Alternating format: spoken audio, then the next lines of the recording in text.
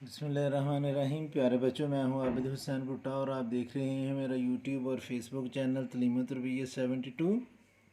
इस वीडियो में मैं new syllabus mathematics D3 updated 7th edition chapter number 1 की वर्क एग्जाम्पल 12 करवाऊँगा। ये कंपाउंड प्रोपोर्शन का क्वेश्चन है। लिखा है कि in a shoe factory 10 men make 800 pair of shoes in 12 days. How many pair of shoes can be produced by 9 men in 15 days? Student, जो unknown है, जैसे हमने फाइंड करना है how many pair of shoes unknown है तो हम shoes को तीसरे नंबर पर लिखेंगे, पहले नंबर पर हम लिखेंगे मैन और दूसरे नंबर पर हम लिखेंगे डेज, और फिर इनको हम देखेंगे कि कौन सा प्रोपोर्शन बन रहा है। तो इसको हम सॉल्व करने से पहले ऐसे लिखेंगे स्टूडेंट्स कि तीसरे नंबर पर मैं लेकर जाऊंगा शूज़ जो हमने फाइंड करने हैं। तो इधर मैं लिखूंगा जी शूज़, और इधर हम लिखेंगे मैन, और इधर हम लिखेंगे डेज। ये 3 जो टर्म्स हैं वो हम लिखेंगे और इनको हम कंपेयर करेंगे। तो लिखा है उसने कि 10 मैन हैं और 800 पेयर ऑफ शूज़ बना रहे हैं। कितने दिनों में? 12 डेज़ में। जो दूसरी कंडीशन है स्टूडेंट्स, उसमें हमने फाइंड करना है हाउ मैनी पेयर्स, ये हमने फाइंड करना है शूज़। इधर मैं लिखूँगा x, और मैन है 9 और डेज़ हैं 15।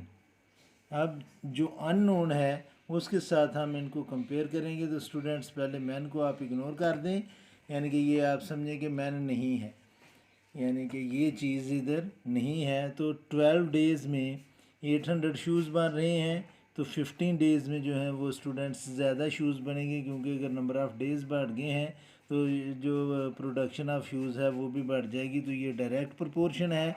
तो इधर मैं लिखूँगा डायरेक्ट प्रोपोर्शन, यानी कि डेज़ की जो है वो डायरेक्ट प्रोपोर्शन है। तो डायरेक्ट प्रोपोर्शन का मतलब है कि जैसे ये लिखा हुआ है 12/15, हम इसको ऐसे ही लिखेंगे 12/15 मल्टीप्लाई बाय।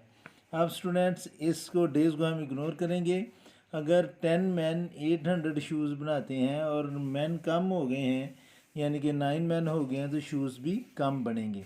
फिर इस चीज़ को देखेंगे, अगर 10 पर्सन हैं वो 800 शूज़ बना रहे हैं, तो अगर 9 पर्सन है तो वो कम शूज़ बनाएंगे, क्योंकि काम करने वाले हाथ कम हो गए हैं, तो नंबर ऑफ़ शूज़ भी कम बनेंगे। तो ये भी डायरेक्ट प्रोपोर्शन है। तो इसके नीचे भी आपने लिखना है डायरेक्ट प्रोपोर्शन।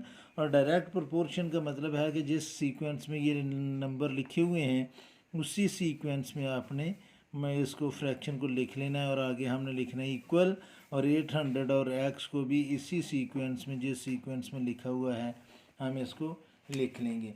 तो अब इसको हम करेंगे सिंप्लीफाई, यानी कि 12 को और 10 को हम मल्टीप्लाई करेंगे। कैंसिल भी हम कर सकते हैं क्योंकि कैंसिलेशन इनकी होती है। तो 5 2s are 10 और 5 3s are 15, 3 3s are 9 और 3 4s are 12। तो ये 4 2s are 8/9 आएगा, इज इक्वल टू 800/x। हमने वैल्यू फाइंड करनी है x की। तो यहाँ पर हम करेंगे BCM mean by cross multiplication, और क्रॉस मल्टीप्लिकेशन का मतलब है कि x जो है वो 8 से मल्टीप्लाई करेगा। तो ये आ जाएगा x multiply by 8 is equal to 9 जो है वो 800 से मल्टीप्लाई करेगा।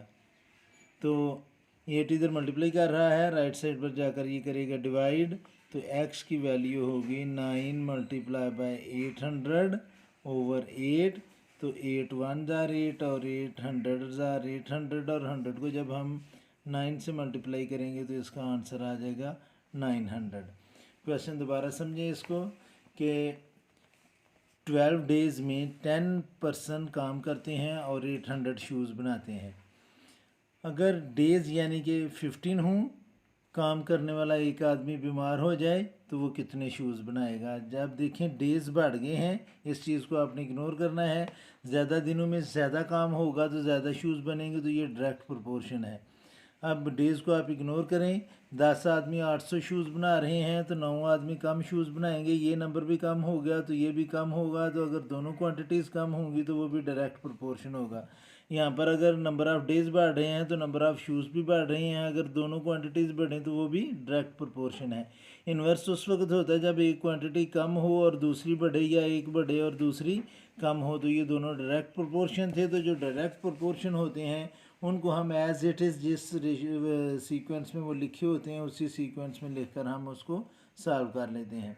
तो ये थी स्टूडेंट्स वर्क एग्जाम्पल जो है 12, work example 12 new syllabus mathematics D3 updated 7th edition. तो इस वीडियो में इतना ही काफ़ी है। मेरी अल्लाह से दुआ है कि अल्लाह ताला हमेशा आपको खुश रखे और ज़िंदगी के हर मैदान में कामयाब करे। आमीन। अल्लाह हाफिज़।